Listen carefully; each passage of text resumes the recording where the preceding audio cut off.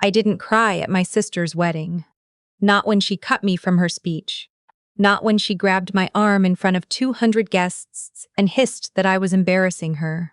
Not even when my mother looked straight at me and said nothing. I just set down my champagne glass, picked up my clutch, and walked out through the side door. The next morning, I called my attorney. Let me back up, because if I start there, you'll think I'm the villain of this story. And I spent a long time worrying that I was. My sister, I'll call her my sister because that's what she was, legally, biologically, in every way that should have mattered, is 4 years younger than me. We grew up in a 2-bedroom apartment in a part of Phoenix that doesn't make it onto the tourism brochures. My mother worked doubles at a hospital laundry facility. My father left before my sister started kindergarten. I don't have a lot of feelings about him. You can't miss what was never really there. What I do have feelings about is the 7 years I spent building something from nothing, while quietly, carefully, invisibly making sure my family never had to worry about money again. I started my company when I was 24. I won't say the industry because it doesn't matter and I've learned to be careful. What matters is that by the time I was 28, it was profitable. By 30, it was doing well enough that I set up a separate holding entity. My attorney suggested it, for liability reasons, and started routing family support through that. My mother's rent, my sister's car payments, the down payment on my sister's first apartment, her boyfriend's rent when they moved in together, their joint credit card, the wedding venue deposit when he proposed. None of them knew it was me. That wasn't accidental. It was intentional. My mother had a complicated relationship with accepting help. She'd spent 30 years being too proud to ask for anything, and I knew if I handed her money directly she'd refuse it, or feel humiliated, or both. So I ran it through the holding company under a management account. She thought it was a benefit program through her old employer. My sister thought her landlord had some kind of rent assistance arrangement. It sounds complicated. It was a little. But when you love someone and you know they won't let you love them the easy way, you find another way. I was 32 when my sister got engaged. His name is my brother-in-law now, though I'm getting ahead of myself. He's the kind of man who orders for women at restaurants without asking what they want. He has very strong opinions about wine and very little actual knowledge about it. He laughed a little too long at his own jokes, and not at all at anyone else's. I didn't like him the first time I met him.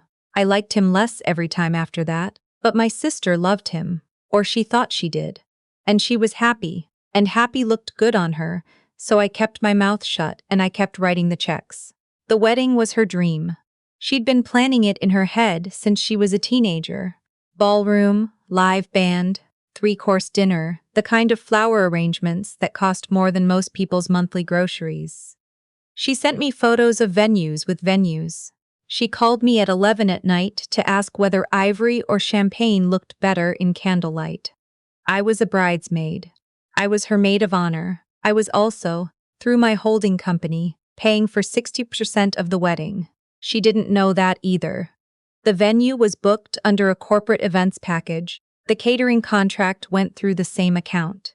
I'd worked it out with the coordinator months before the engagement because I'd known the proposal was coming.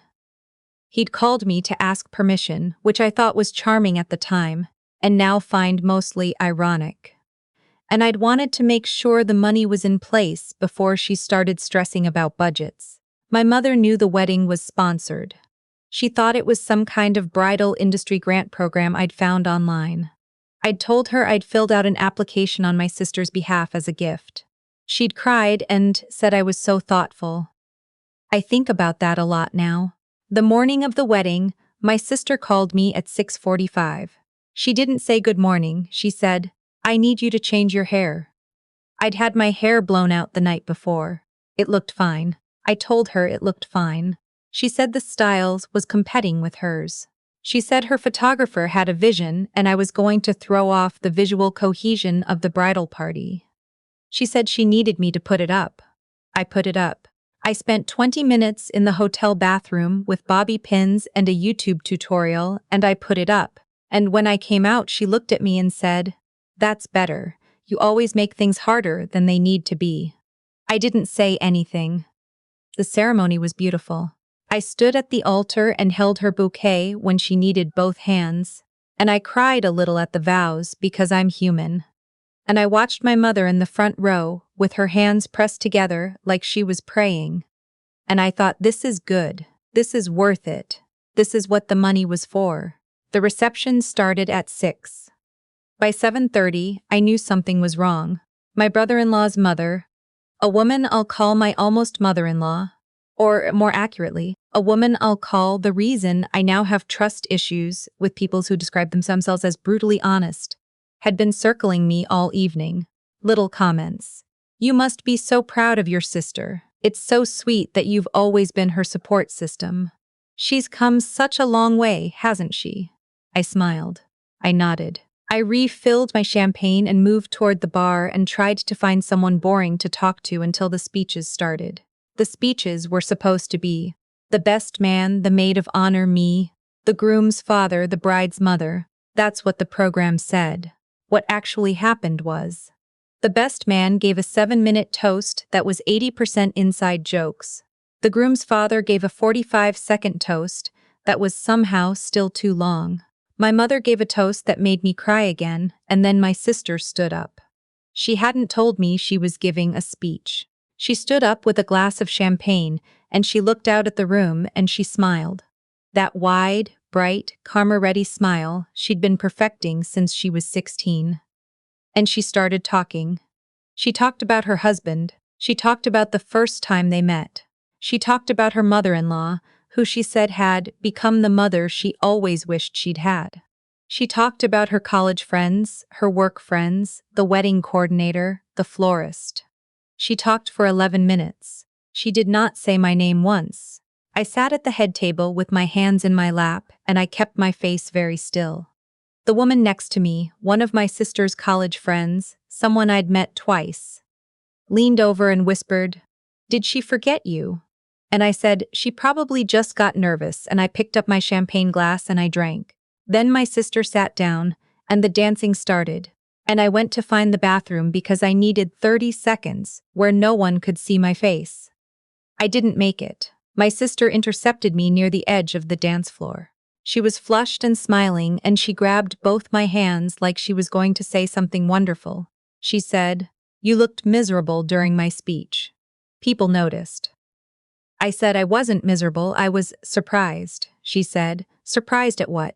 "You knew it was my day," I said, carefully. "You didn't mention me." And my sister, my little sister, who I had driven to school on days when my mother couldn't leave work, who I had helped move into 3 different apartments, whose wedding venue and catering and floral arrangements I had paid for, looked at me and said, "Because everything with you is always about money and logistics." I wanted my speech to be emotional. "You're not an emotional support, you're a practical one. There's a difference." I felt the words land somewhere in my chest and just sit there. I said, "Okay," she said. "You always do this, you make me feel guilty for being happy." I said, "I'm not making you feel anything," she said. "You're ruining my wedding with your face right now. Can you just be normal for one night?" And then my mother was there, and my almost mother-in-law, and 2 of my sister's friends, and my sister's voice had gotten loud enough that the people nearest us on the dance floor had slowed down to listen. And my sister said, loud, clear, with the particular cruelty of someone who has decided they're the victim, "She's been like this my whole life, always making everything about herself, even today." I looked at my mother looked at the floor. I picked up my clutch from the table. I said, to no one in particular, "I hope you have a beautiful night." And I walked out. I sat in my car in the parking garage for about 20 minutes. I didn't cry. I was past crying. I was at the that comes after crying. The cold, very still place where things become clear. I thought about the holding company. I thought about the contract I'd signed with the venue coordinator, the one that listed me, my full legal name, not the company name, as the responsible party for the balance. I thought about the 3 outstanding invoices. The photo booth company, the late-night dessert station, The additional florals my sister had added 6 weeks before the wedding against my advice. I thought about my attorney's voice the last time we'd spoken when I'd mentioned in passing that my family didn't know the support was coming from me. She'd said, that could be a problem if the relationship ever deteriorates. I'd said, it won't. She'd said, it always can. I called her the next morning. Her name is my attorney, and she has the kind of voice that makes you feel like everything is already handled. I told her what happened, all of it, the speech, the scene, the parking garage, the cold clarity. I told her about the holding company and the wedding expenses and the 5-year pattern of financial support that my family had never traced back to me. She listened without interrupting. Then she said, what do you want to do? I said, I want to stop. She said, all of it, I said, all of it. There was a pause. Then she said, okay, let's talk about how. The first thing to go was the rent assistance. My sister and my brother-in-law had moved into a new apartment 2 months before the wedding. Nicer than their previous place, in a better neighborhood, with a parking spot included. Was $3,200 a month. The management company believed it was being subsidized through a corporate housing program. My attorney sent them a letter the week after the wedding notifying them that the subsidy would end at the close of the current billing cycle. My sister didn't call me. She called my mother. My mother called me on a Wednesday around noon. She said, your sister says her rent program is ending. She's confused. Do you know anything about it? I said, I'll look into it. My mother said she's really stressed, the wedding just finished, and now this. I said, I understand. I hung up and did not look into it. The car payment stopped the following week. My sister's car was leased through the holding company. The monthly payment had been running on auto pay from an account she'd never seen. When the payment missed, the lease company sent a notice to the address on file, which was the holding company's registered address, which forwarded to my attorney's office. My attorney sent back a notice of discontinuation. My sister found out when her car's connected services subscription expired and she called the dealership to renew it, and they told her the account was delinquent. She called me that time.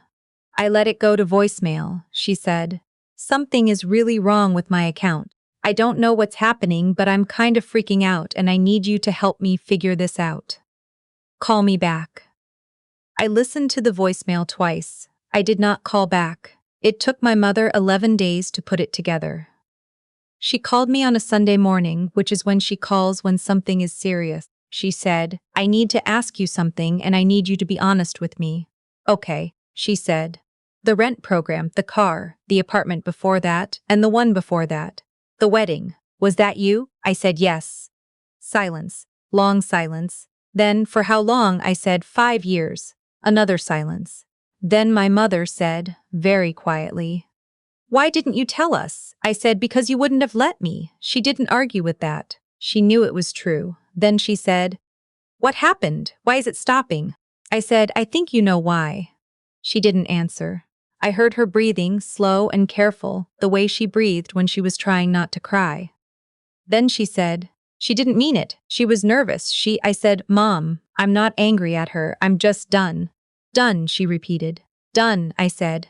My sister called 12 times over the next 2 weeks.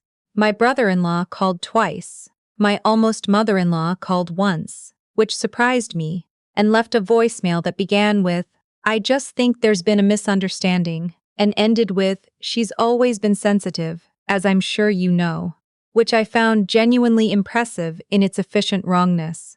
I didn't answer any of them. What I did do was send a letter. My attorney drafted it. It wasn't threatening or dramatic. It was factual. It outlined in plain language the financial support I had provided over 5 years, dates, amounts, accounts, total figures. It explained that this support had been provided voluntarily and was now being voluntarily discontinued. It noted that no repayment was expected or requested.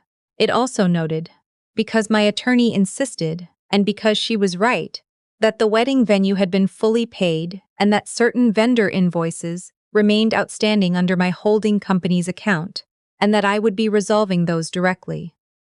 The total outstanding was $14,000. I paid it. Not because I had to. Because I'd made a commitment to those vendors, and they had nothing to do with my sister's choices. My sister, when she received the letter, called my mother and read it out loud over the phone, apparently. My mother called me afterward and said, "She's devastated." I said, "I know." My mother said, "She had no idea. She really had no idea about any of it." I said, "I know that too." My mother was quiet for a moment, then she said, "So what does she do now?" I said, "She figures it out." Like I did. I want to tell you the part that surprised me, because I think it's important. I expected to feel guilty. I'd spent 5 years being the invisible foundation of my family's life, and I expected that pulling it away would feel like destruction, like I was the one causing the collapse, not simply removing myself from underneath it. What I actually felt was tired. And then, slowly, lighter. My sister found a job. She'd been working part-time at a marketing agency, coasting on the financial cushion she didn't know existed. Without it, she had to negotiate a full-time contract. She did. It took her 6 weeks, and my mother told me she cried every day for most of them. But she did it. My brother-in-law, it turned out, had debts of his own that he'd kept hidden from my sister. When the financial cushion disappeared and she had to get into their accounts to restructure, she found them. I won't say what happened after that because it isn't my story to tell. What I will say is that my sister called me 4 months after the wedding, not to apologize exactly, but to say, "I think I've been living in something I didn't understand. I'm starting to understand it now." It wasn't an apology, but it was something. My mother still calls on Sundays. We don't talk about the money. We talk about other things, her garden, her coworkers, a book she's reading. Occasionally she says something like, "Your sister is doing better," and I say I'm glad.